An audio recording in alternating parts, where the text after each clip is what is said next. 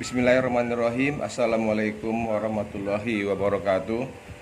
Selamat pagi dan salam sejahtera untuk kita semua. Bagilah anak-anak, mari kita teruskan pelajaran kita masih dalam sifat koligatif larutan ya, yang ketiga, yaitu penurunan titik beku larutan atau delta TF. F itu adalah freeze, beku. Berapakah titik beku air?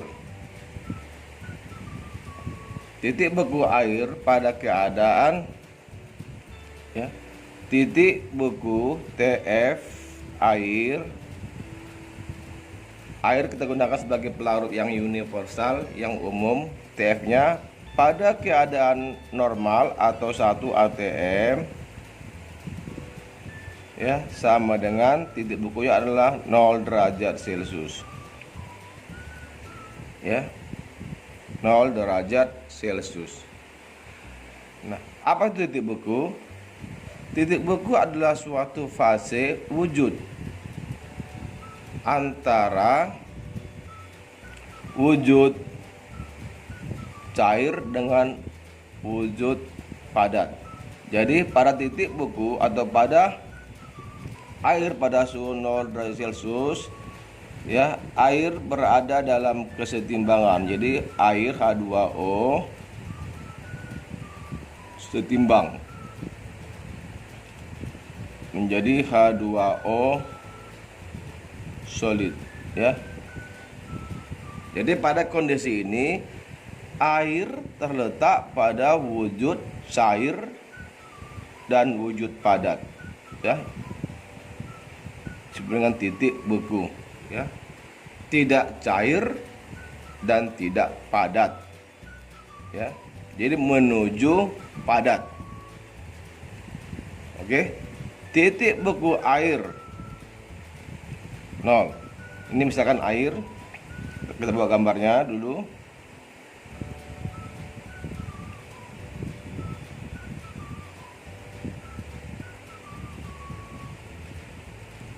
Jadi kita bicara pada keadaan normal ya. Ini kita misalkan ini molekul air, ini air. Jadi titik beku air pada keadaan 0, pada keadaan normal adalah 0 derajat Celcius. Nah, bagaimana kalau pada air itu kita tambahkan suatu zat yang larut, misalkan gula atau garam? Bagaimanakah titik beku larutannya? Sama nggak dengan titik beku air? Ya. Jadi kalau ini tadi kan berarti ini kita anggaplah ini larutan gula. Ya, kita anggap ya. TF air 0. Bagaimanakah kalau titik TF, titik beku larutan, sama nggak dengan air? Tentu jawabnya akan berbeda ya. Jadi sama dengan penurunan tekanan uap, kenaikan titik didih. Kalau larutan, titik bekunya akan mengalami penurunan, berarti di bawah 0 derajat Celcius kalau kita menggunakan pelarutnya air. Jadi TF larutan di bawah 0 ya, di bawah 0 derajat Celcius. Nah, jadi berapakah penurunannya delta TF-nya? Jadi jelas titik beku pelarut, dalam hal ini air ya, selalu lebih besar daripada titik beku larutan. Ya. Jadi untuk mencari delta TF-nya atau berapakah nilai penurunannya, tentu selisih antara titik beku air atau pelarut dikurang dengan titik beku larutan. Ya. Jadi itulah nilai untuk mencari berapakah nilai penurunannya. Jadi untuk mempermudah kita buat dalam bentuk garis bilangan ya. Garis bilangan. Jadi di sini titik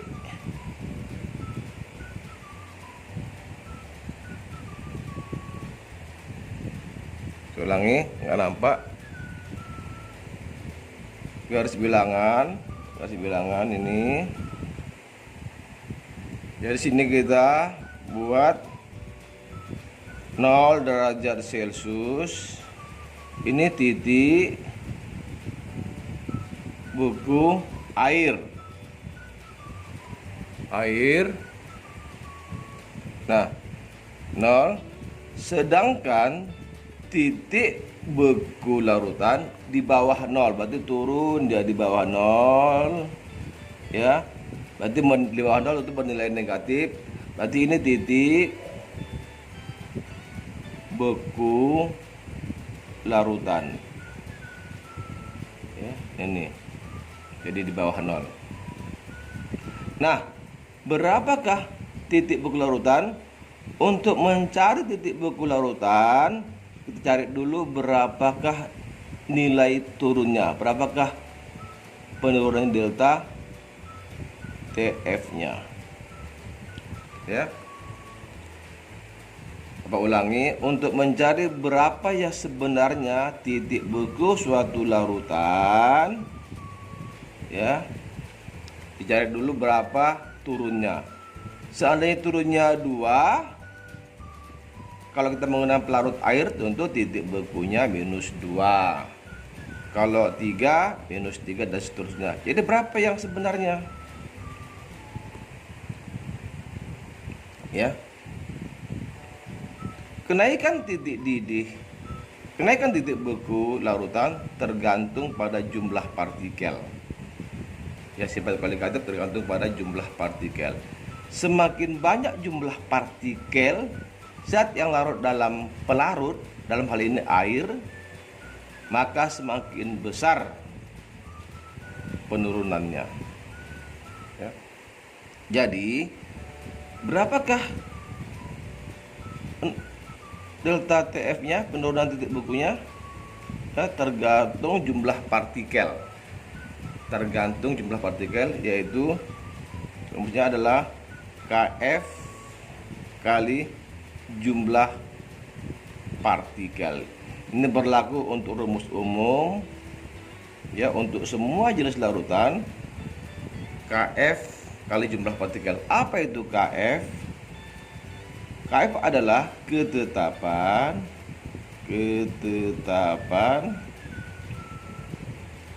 penurunan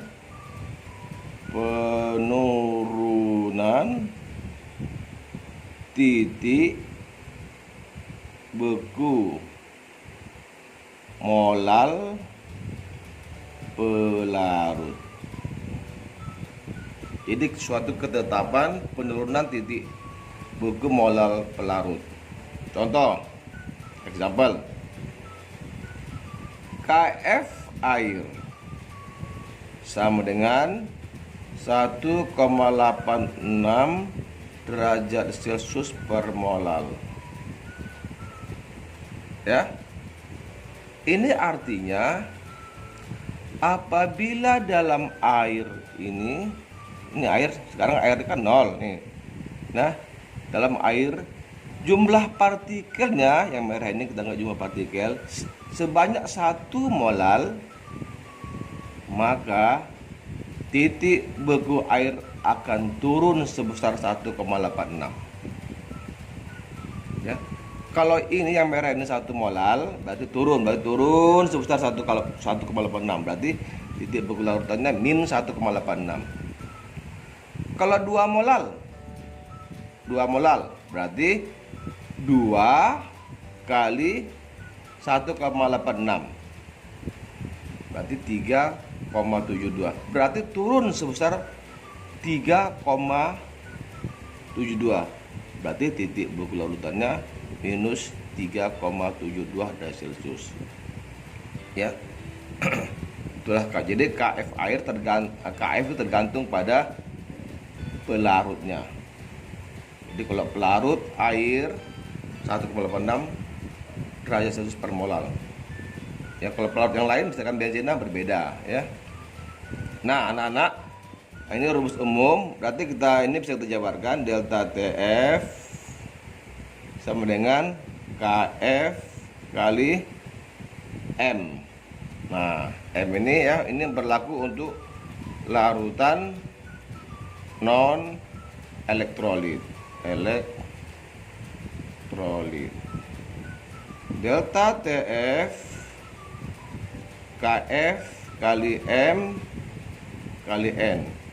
Ini untuk larutan elektrolit kuat.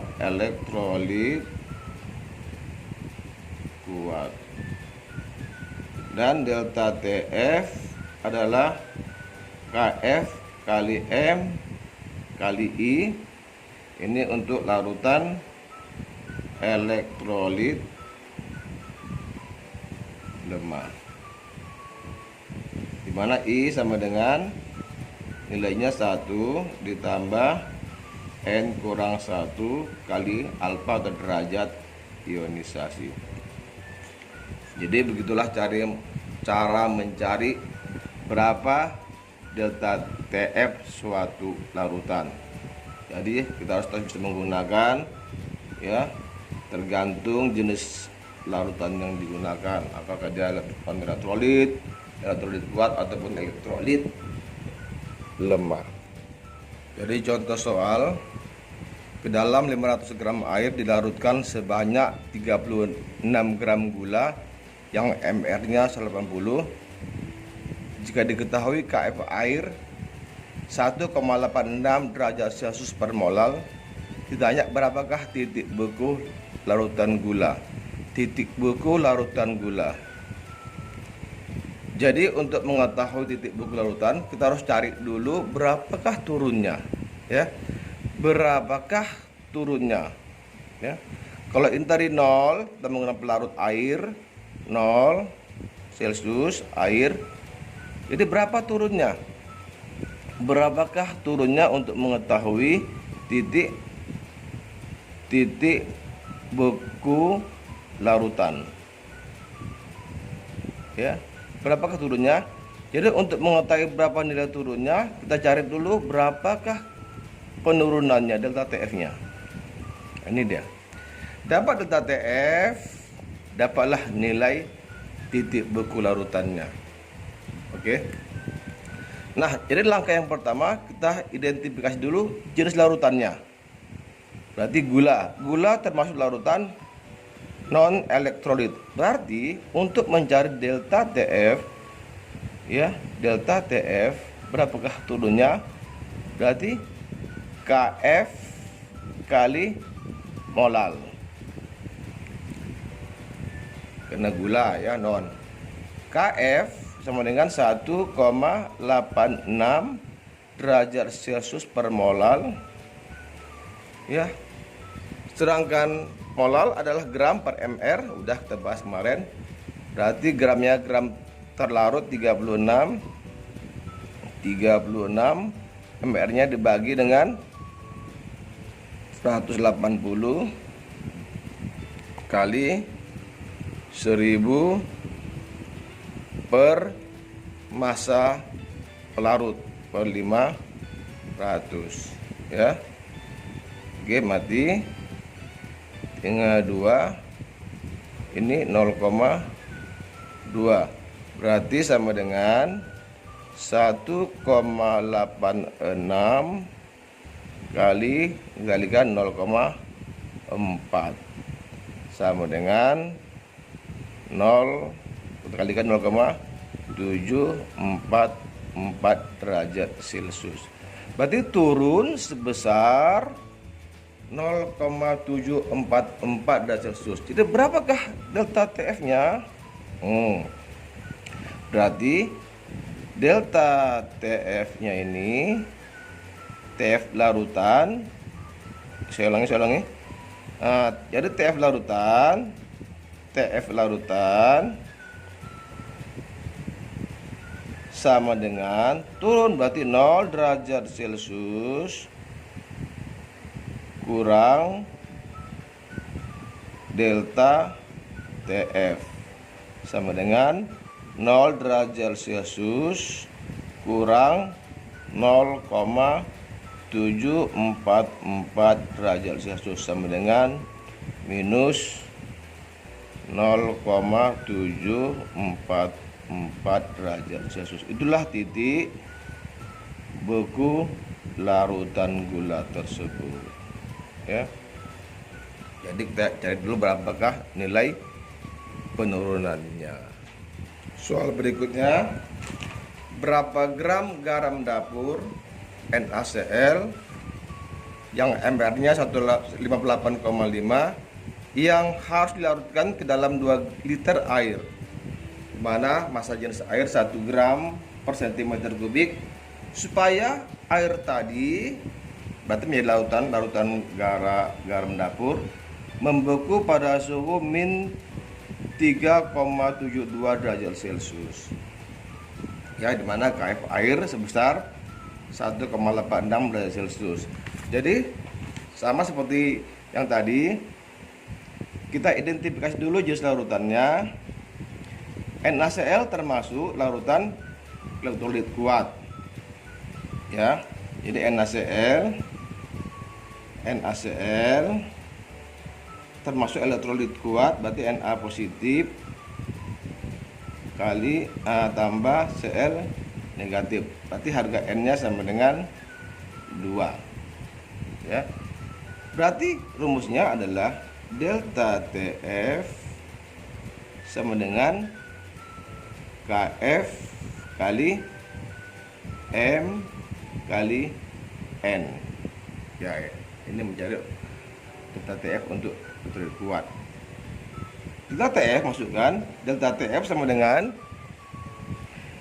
berarti minus 0, berarti delta TF-nya turun, ya, turun 3,72, berarti delta TF-nya adalah positif 3,72 sama dengan KF 1,86 M gram, gramnya ditanya, berarti gram per MR-nya 58,5 kali 1000 per P itu adalah massa pelarut 2 liter air. Karena massa jenisnya 1, berarti sama dengan 2 liter sama dengan 2000 gram. Berarti kali 1000 per 2000 gram, ya, kali dengan jumlah koefisien ion kali dengan 2 sama dengan, berarti 3,72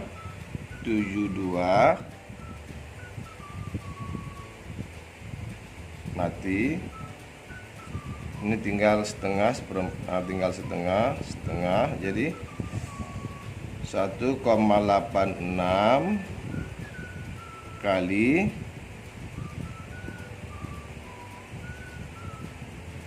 ini habis, ya, kali gram bagi 58,5. Ini mati juga ya. Tinggal 2. Jadi 2 sama dengan gram bagi dengan 58,5. Hingga dapatlah gram sama dengan 2 kali 58,5 sama dengan 117 gram. Jadi harus dilarutkan sebanyak 117 gram NaCl ke dalam 2 liter air atau 2000 gram air supaya mulai membeku pada suhu minus 3,72 derajat Celcius. Oke. Ya, untuk soal latihan ada 3. Ini dikerjakan di Google Classroom, nanti setelah selesai dikirim ke Google Classroom. Oke, kalau ada pertanyaan nanti kita selesaikan, kita diskusikan di aplikasi Zoom. Oke, sampai jumpa. Akhir dengan assalamualaikum warahmatullahi wabarakatuh. Selamat pagi semuanya.